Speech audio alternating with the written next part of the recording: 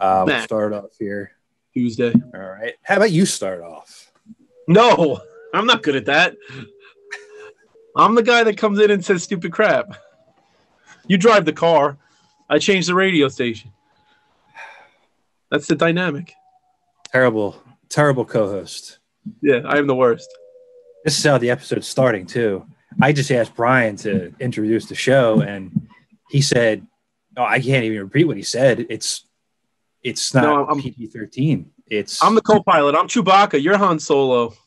You could be Alex Sector. Yeah, I'm the guy next to you and Rhino in the ejector seat. Yeah, I already pushed it. Yeah, I don't have my mug. It's in the dishwasher. I never wash this thing. But I'm Bill. I never. That's Brian. I'm here. This is Talkin Overtime. It's a special daytime edition of Talkin Overtime that we're recording. Earliest we ever taped it. Just because of some time constraints on my side, and Brian was gracious enough to offer this time up. I'm not going to ask how you're doing because I talk to you all the time. Yeah, I'm doing good. You're doing good. I don't really care personally. Yeah. But you're teaching from home now at the moment, right? Yep, I'm virtual for 2 weeks. Me. Okay. I'm sitting here. Welcome to my classroom. What did we learn today? Anything fun? We learned that kids will just be merciless to you in a group chat when you're in your basement, and they won't say it to your face. But when you're in the basement, every joke they have in their holster comes firing out of you because what am I going to do? I'm sitting here. So everybody virtually is just unloading joke after joke, like they just became contagious in the group chat. COVID-19 has entered the chat. Because we were around a student who had it, so now I'm home for a little while again.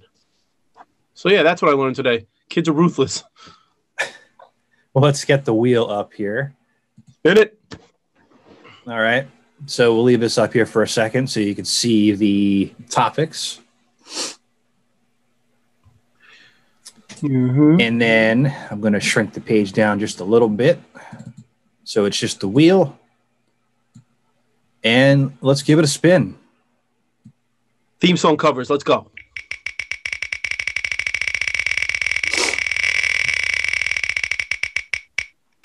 Oh, come on. This is a good topic. No, this is a 5-second topic.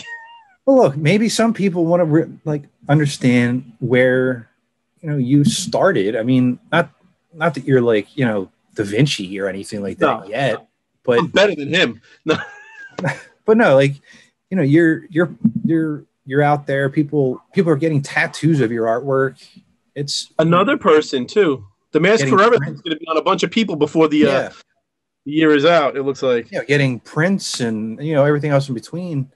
Hey, look, my Batman. There you go.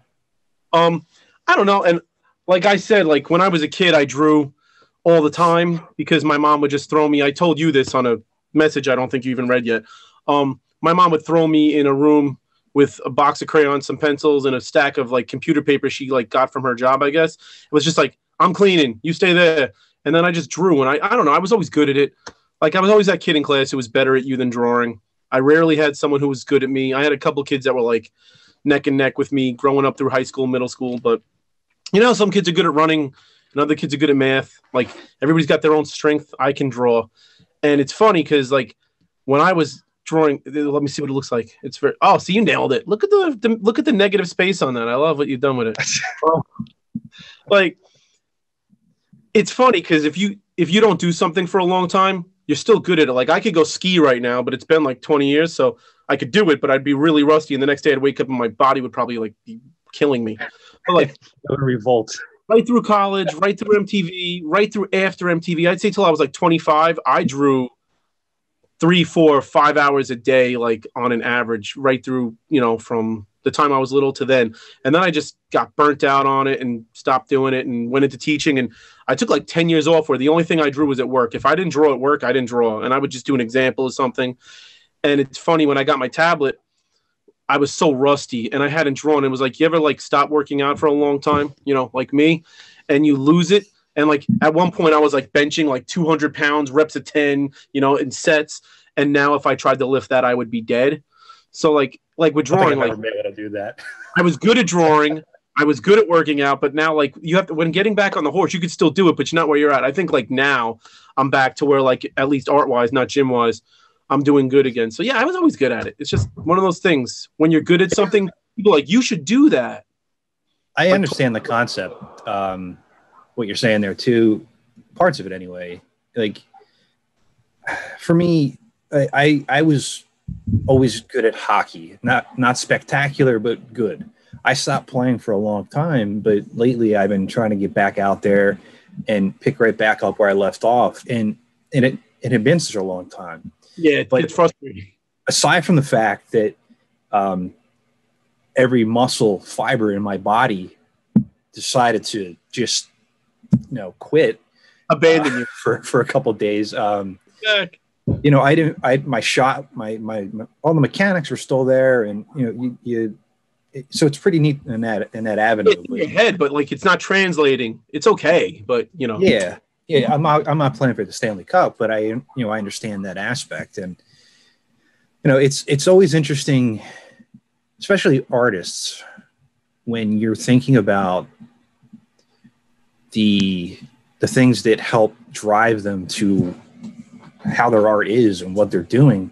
Yeah. You had a certain standard way of doing things for a while. Mm-hmm. And now you're with all your other new artwork that you have coming out.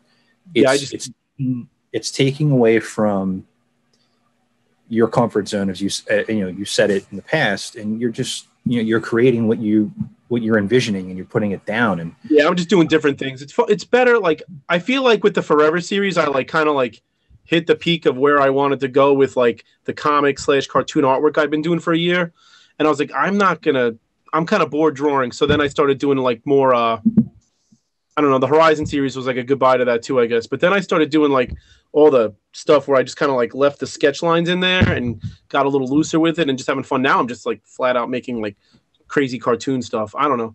I'm the Boba Fett one you just did. I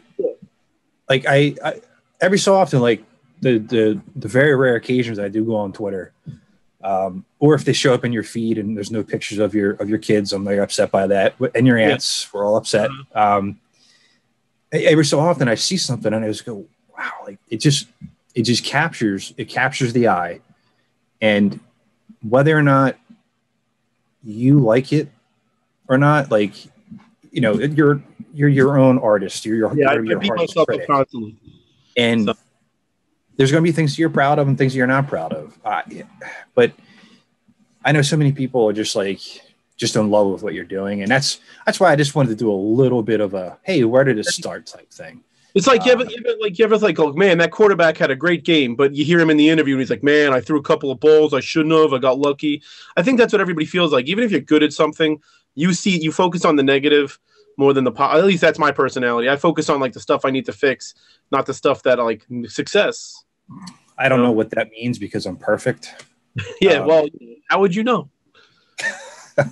Or you can just be like the Eagles and your sports team. Your sports team should give you a hint of an idea of what it's like. Well, only two of them. Yeah. And yes, I know what it means. I got the Phillies hat here too. They're just here ready to go. Series bound in the next couple of years now. Sure. All right. So that's Kerouac in a nutshell. I didn't pick a category. I'm sorry you had to sit through that. Hey, I put it in there. Thank you. Who wants to hear about me? Yeah, I did. It was all about me. All right. Let's get the wheel back up here. And let's see what we get. Now theme song covers. Let's go. Well, there's two theme songs things up here. There's one for the mass theme covers and then just like theme songs. Yes, we finally got it. Hey!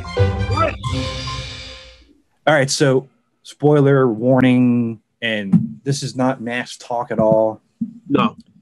And we'll try to keep it as brief as possible, but we both like Star Wars a lot too. And watching the Mandalorian series, after watching the last sequel, the last trilogies, it's such a departure. Even though it's all similar elements, the Western feel to it, it's got this like gravity well toward it. The stories, there's maybe not a lot of dialogue, but you're taken along for the ride on each one of these, and it makes you feel like you're going on these adventures. In my opinion, yeah, I love it. Getting to that last episode, season 2, and spoiler again, if you haven't seen it, that's on you. When the X-Wing pulled up, what went through your mind? I wasn't sold that I wasn't being swerved yet, because I don't watch a lot of like the cartoons. So I'm like, maybe that little Ezra kid I've heard about, or that other guy that was like Ezra's like dad figure, maybe they fly an X-Wing and I didn't know it. And then when I saw him in a black, robe, I'm like, oh, they're gonna swerve us. I'm like, I want to believe that that's Luke. When I saw the belt buckle, I'm like, oh, it's Luke. That's his belt buckle. That's his belt buckle. That's Luke. And that's when I started getting like goosebumps that just didn't go away for like a year. Yeah, I started getting really giddy. So when the X-Wing came through, I didn't know of any other Jedi that flew a single X-Wing like that. It would be out in the middle of nowhere doing that. So you had, I think it was Ezra Bridger, and I forget his master's name. I think it's Joris. Yeah, he has like a ponytail, I think, or something. I don't know. And he's blind now too. I was waiting for the swerve. That's why I didn't let myself get excited, because I didn't want to be like let down. But I see the X-Wing. I'm going, it's Luke. I just had this huge grin on my face, watching him cut through. You see the green lightsaber. You see the black hand. Yeah, I still was like, they're going to swerve me. They're swerving me. I wanted to believe it. I'm just like, I'm watching this going, I can't believe what I'm seeing. I'm seeing them bring back Luke Skywalker into canon and hopefully right the ship on what happened with him.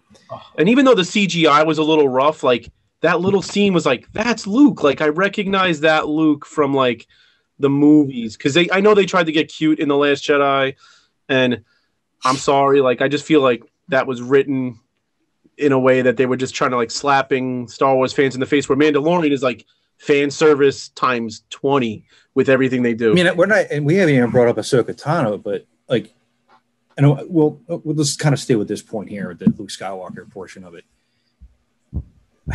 I went back and watched it. I think you did too. Like 3 times that day. Like I keep going back and watching that scene over and over, and then I'll watch the end of Rogue One over and over. So like I'm seeing that, you see the parallels, but then you just see it like he puts the lightsaber on his, holsters it, pulls back, and you just go. When they do that stuff right, you get goosebumps because it's Star Wars. I did. And in R2? Yeah, you have when they do it right, guys like us that grew up with it, that it's now a part of us, like T-shirts, our memories, we all had the toys. I still have stuff. When you do it right, you get goosebumps. And when you do it wrong, you get sick to your stomach, and then you end up fighting about it on the internet with a bunch of people. And that's like The Last Jedi. I don't even fight about it anymore. That movie was a disaster. It didn't understand what Star Wars was. It tried to change it. And I'm not like one of those guys that's like stuck in the mud as far as changes go. But when you're just changing it for change's sake, and like you don't understand the character of Luke at all, and you try to twist him, people change and people. I could sit here for an hour and argue about like all that stuff. Like even Rogue One, like people love that movie. I was bored until the last half hour. And when they had that guy go, my friend doesn't like you. I don't like you either. Like that guy came back on a random encounter in the street. Like it's like, oh, him. Like that was just like, they threw that in there so like fans would be like, oh, I remember him. Like Mandalorian has a way of throwing stuff you love into it, but doesn't feel like it's just like smacking you in the face. Like, remember this? Remember this? Like it just feels more organic. And all right, so we'll do one more thing to touch on, and then we'll keep going. So Boba Fett was supposed to be the most feared bounty hunter in the galaxy. Stories abound about him. Yeah. And then he dies. He gets knocked accidentally into the Sarlacc pit. So I'm glad they have a retribution arc. That was so good. Yeah, everybody knew it could come, and it was going to come. Like Disney buying Star Wars, you have to get Boba Fett back on the horse. But a blind Han Solo going, Boba Fett, where? Yeah. putting him into the Sarlacc pit backwards. Like everybody knows that's the dumbest thing ever. And he's on the way down. He's like, yeah, like he has this horrible scream. Like, come on, like it's just so bad. That's what will stop the Star Wars talk. But I think Mandalorian should stay on the wheel for our sake. Highly recommended that you go watch it if you like Star Wars at all. I feel like you already have if you haven't. It's so good. You don't have to watch anything else to really get into it. You don't have to watch any of the new movies. And they're tying the cartoons into it too, which is really cool. All right, so let's get the wheel up here. Give it a spin. Maybe we'll talk about masks today. I can't promise anything. The wheel dictates our lives. Magma Mole. Let's go. It's the earliest mask memory. This is a fast one because I'll just tell you what it is. Christmas 1985. Everything is under the tree. Boulder Hill. And I know, like, at the time I shouldn't have been upset because Boulder Hill is under my Christmas tree. It was taken out of the box and my dad, like, put it together. And I always loved to put the stickers on things. So when it was put together, I just was like, Santa, why did you put the stickers on it? I would have preferred to do that myself, Santa Claus. But did you give him too many cookies? Is that what happened? Yes, I guess he had too much eggnog that night and decided to do something nice for me. But Santa Claus had put Boulder Hill together, and all the boxes around Boulder Hill were vehicles. And I just remember, like, thinking to myself, I hope I get the ones I want, because we never really had, like, a his and hers list between me and my brother of, like, who gets what. And I remember, like, he got Switchblade and Thunderhawk, and I was like, oh, like, I know I didn't ask for those two, but he got my Santa didn't know that the two leads were supposed to go to the older brother, which is me. So I ended up really being happy I had Condor and Piranha, and Rhino were mine. But my brother basically had the rest of them, where I had those ones. He had Gator, he had Switchblade, he had Thunderhawk, he had Jackhammer.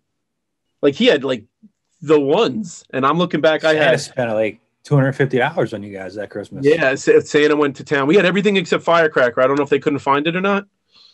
But they probably looked at it. They probably looked at it and said, maybe. We had every series one except Firecracker. You know what it was? You know what it was? They opened it up. They saw how small the mask was, and they said, this is a choking hazard. Choking hazard. Yeah, Santa was looking out for the choking hazard.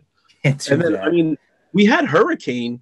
I don't know if it was that day, though. I don't think we had Hurricane that day in my memory, but we definitely had Hurricane. Yeah, for me, there's a picture of it. I'm in that big bird yellow. Yeah, you have like the bowl cut? No, it's just like long flowing hair. It's like He-Man. You know, and it was Thunderhawk. There was a couple other ones for that one, for that Christmas. I don't remember fully what we got that year, but I know later on, I think it was for my birthday that year, I got Boulder Hill. So there would have been a couple mask items there, but not a lot initially. It was Thunderhawk, I think Piranha, and Condor. Well, I'm older than you too, so you probably were little in '85, right? How old were you? I was 3. Yeah, because I'm like 7, I think. So, but I was still getting them though. 88, 89, 81, 82, 83, 84, 45. Yeah, what are the recommendations on these things? I was 7 or 8 when I had them all. I remember the cartoon live after school. I have clear memories of Mask and that Christmas. Like, it's not like blurry. My little brother doesn't remember that Christmas. He's 4. There's no way he remembers it. I'm shocked you're into Mask. I remember bits. I really am shocked you're into Mask as young as you are. Yeah, it was something that we got, when I was definitely younger, and it just stuck. I figured you'd be like a Ninja Turtle guy your age range. Most people your age are Ninja Turtle people. I had Ninja Turtles, but it's not a thing that I'm really collecting, as you can tell. I don't have, but no, it's pretty much it really. It was a lot of and most of my stuff came from the dentist, as I've said in the past. So whenever I would go to the dentist, my parents would get me something as a coercion to get me to go. You sit there punching yourself in the jaw trying to break some teeth loose. No, exactly. So those are early moments there. If anybody has any they want to post in the comments, feel free. Yeah, and suggest topics so we don't have to talk about why I'm talented. I always suggest topics. Yeah. All right, we're at 2:26. Local time. Yeah. Wheel spinning. Come on, Magma Mole. Least favorite. Come on. This is Billboard Blast. Spin again. Like. No, look, I'm excluding Billboard Blast from this for me. Okay, you're not going to have it? Because it's not fair, because it's always going to win that. So I want to try to do something a little bit different as my cat's down here eating plastic.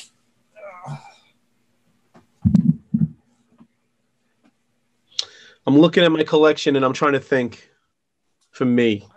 I'm right there. So, there's Billboard Blast naturally, but that's, again, I'm not counting that, even though it's terrible and nobody in their right mind should ever buy it or give it as a gift. I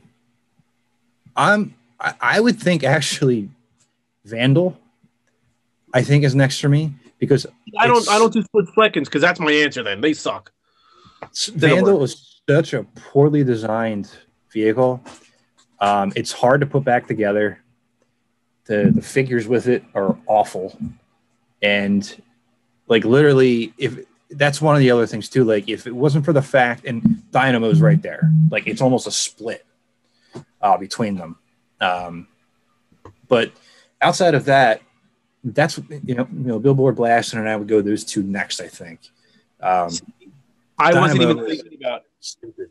And I'm not even thinking about split seconds because they really do not exist in my mask brain. I don't think about those. So when I'm thinking of my least favorite toy, I'm looking. That could be your next comic book. Split seconds. Never gonna happen. Never happen. I'm not drawing that 88 pages of things I hate. I kind of like Julio Lopez's weird, helmet with a black circle. It almost looks like a sombrero smashed down over his head. Kind of thing. I still don't understand that one. I don't get it, but I kind of like it, but I'm not buying it for that because it'll be bad. As a kid, I hated Firefly. I know I did because I was given it or purchased it, and I never played with it one time. I don't know why I didn't like it. It just kind of like, go park at Boulder Hill. We'll be back in 3 hours. You stay there. I didn't like it. As an adult, you guard the door. I did that with every G.I. Joe I hated. You're in jail. You're going to jail. Like, I'm not playing with you anymore. Sci-fi. As an adult, even though I have all the first three, I swear I almost didn't buy Meteor because I think it's the dumbest transformation. It's stupid Ace Riker outfit. I just don't like it at all. It's the worst one of all.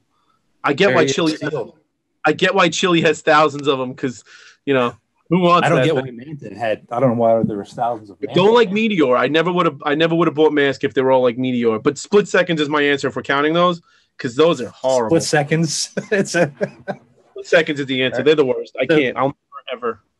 All right. We should even talk about Split Seconds one day because I don't even know them. Just put them on the screen and let me tell how horrible they are. We'll put that. That'll be on the next wheel. We'll do. There you go. Split Seconds, just so I can just shred them. So, what's your least favorite? You can pick Billboard, but if you want to be like me, Billboard Blast like 1,000 times better than Meteor. I really do. I was talking to the viewers, Brian. Oh, sorry. I'm looking at you. You're looking at me. I thought we had a connection. I didn't realize you were talking to them. Does this help if I do this? Okay, that's when you're talking to me.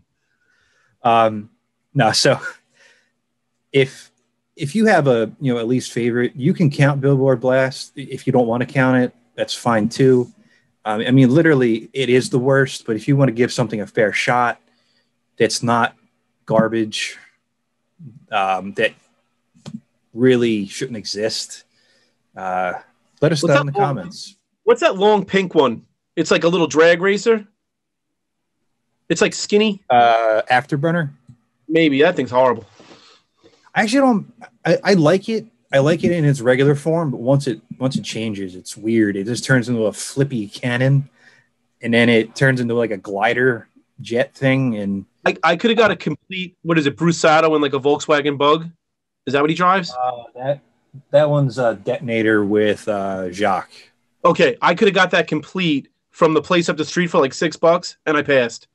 Like that's how much it was $6 at some thrift store. It was gone the next time. I passed. I didn't want it. I don't. That's not coming in my house. All right, we got we got about another. Oh God, these topics look long though. 10 minutes or so. I don't want to overrun our time slot here. There you go. Hey. I'll let you start here, sir. Well, the thing that's crazy, and like, I guess we're just going to talk about Cliff Dagger. I guess we should have made that the category because, well, yeah, I don't know. I don't know if I could just Magma Mole without talking about the rest of it. But that thing looks like I'll post a thing that's like, you know, it shows that one picture. But yeah, Cliff Dagger customized. The picture he's been putting up online of all his customs together, like with the boxes, with the box art, with the instructions, with the figures, like those look like they just came right off of like after the Split Second series happened, they decided to go back to basics and make good stuff, and that's what it looks like it happened. The shark, the Magma Mole, not wrong. You know, everything in that picture just looks like it's like from like one of those like Toy Fair catalogs that didn't get, you know, they never went ahead and got picked up. So good. And the Magma Mole, it runs, it works. The figure, I just forget it. It's how good is that? When I saw the Magma Mole, like I was like, oh, that looks really cool. And then it started moving. I'm going to review it one day for the show, but just looking at it and seeing the amount of detail that went into it, scaling, how all the drills turn at the same time, I was just like, there's customization, right? There's 3D printing, there's all this stuff, but that's engineering. It's everywhere. Like, yeah, that's different. That's different than like you go. You know, that's different than like, you know, my custom work here, you know? Like look at this thing. Nailed it. Yeah, nailed it. That's shitty custom work. But that looks like Paul Rudd in Ant-Man. Is that Paul Rudd in Ant-Man? What is that? I was going orange and black for the Flyers. Oh. It's Brad Turner. I thought it was red. I know it's Brad Turner. I thought it was red and black. It looked like Ant-Man to me. It's still yellow inside, you know. Hey, that's sign of a poor custom right there. Oh yeah, no, I never said it wasn't. But no, and not only that, but like the other stuff he has too. Like, you know, I reviewed the transport that he made and the back end rig of Rhino, and it's just like, yeah, it's crazy. There's a lot of really, really good like details in it, and a lot of really good. And there's other great custom workers out there too. I just had this one on the wheel for this aspect, like because that was newer, and I just wanted to talk about it a little bit. And it's awesome, yeah. But it's just, I can't imagine the amount of effort it took to really get that together, and not only to plan it out, but then to do it. You have to plan it. You have to get it into whatever your computer program is. I'm assuming it's probably something AutoCAD related. That's an art that doesn't make sense to me, like the way that works. Like I'm an artist in a different sense. When you can engineer something and make it function like that, I can draw a picture of it and design what I think I want it to look like. But actually making something function, to me, that's a different type of brain. I don't have that type of brain. It's crazy. If I remember correctly, I'm almost positive he told me he's an electrician. So you can kind of see where his skill set for work drives that hobby as well. So I don't know. It's just really cool to see. Like you see that, you see, you know, Blackout, the little hovercraft. Yeah. You know, there's customizers that do that. There's obviously 55 versions of Shark now. And some other things that are out there too. We can't go over them all, but I just wanted to bring the light. If you haven't seen it, like I said, we'll post a picture here. And go out of your way to look at that Magma Mole. It's really good. Yeah, and it's also a really great episode too. It's one of my favorites. If you haven't seen it, I think it's episode early, right? It's like, yeah, I think it's in the 20s if I remember correctly. It's hard to remember off the top of your head when there's 75 of them, but definitely one of the ones if you want to reintroduce or introduce yourself back into Mask, give that one a watch first. All right. So what do we got left on this thing? Call it a day. Call it a day. Let the people go. Let them go. Let them go. All right. I was told by my co-host to let you go. You know why I'm saying that? Because I have 5 minutes left on my Chromebook right now. because I've been on it all day long for school, and it's telling me it's going to die. So I'm like, let him go because I don't want to disappear. I mean, you want to take the show over by yourself, feel free. I can't handle this by myself. But this episode might be a couple minutes shorter, but it's okay. Brian, you get yourself charged up, ready for whatever the rest of your day holds. And as always, give us topics if you have any. Let us know any of the stuff we talked about. Let us know your opinion. And that's Brian. I got it right. I'm Bill. Thanks for watching Talkin Overtime, and we'll talk to you later. Thank you.